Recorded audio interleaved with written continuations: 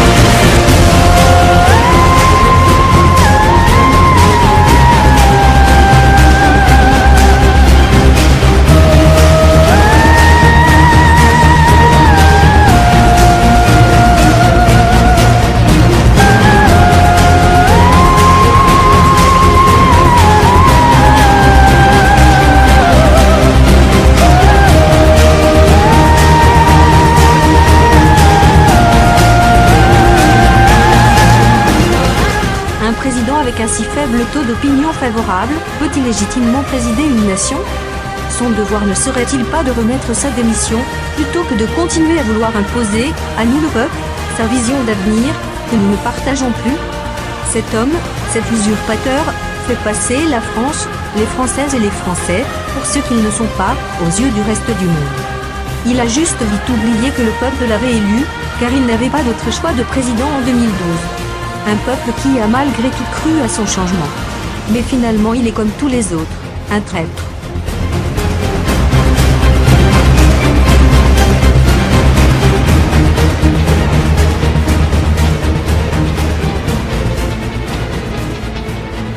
Avis à la population, au peuple de France. Si nous ne faisons rien, notre sécurité sociale remboursera de moins en moins nos frais liés à notre santé. Les cotisations sociales, les impôts et les taxes continueront à augmenter. Nous n'aurons que très peu de retraites, pendant que les politiques d'aujourd'hui auront, eux, des jours heureux avec notre argent. Les nations s'enfermeront dans des guerres, face à la pénurie grandissante de nos ressources vitales. Voulez-vous vivre tout cela? N'en avez-vous pas assez de ces guerres, au nom des religions, des ressources, de l'argent et du pouvoir? Nous continuons à nous plaindre, mais que faisons-nous, à part toujours élire les mêmes menteurs? Il est temps d'élire un président de la République, neutre de tout parti politique, n'étant affilié à aucun cercle obscur ou à une revendication communautaire. Un président étranger à toute forme de religion, n'ayant aucune pression ni de lien financier avec des industriels puissants. Un président honnête n'ayant pas de compte bancaire caché en Suisse. Un président prêt à protéger les intérêts de la France et à s'ouvrir, sincèrement, durablement, et avec honnêteté, au monde qui nous entoure. Un président qui sera le garant d'une véritable justice nationale et internationale. Plus jamais ça.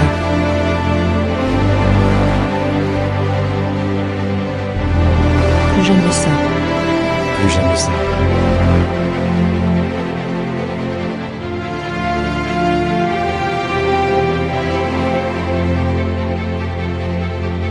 Plus jamais ça.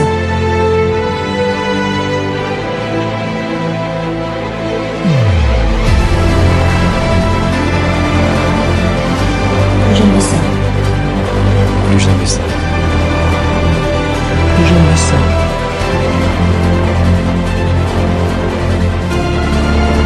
Plus jamais ça.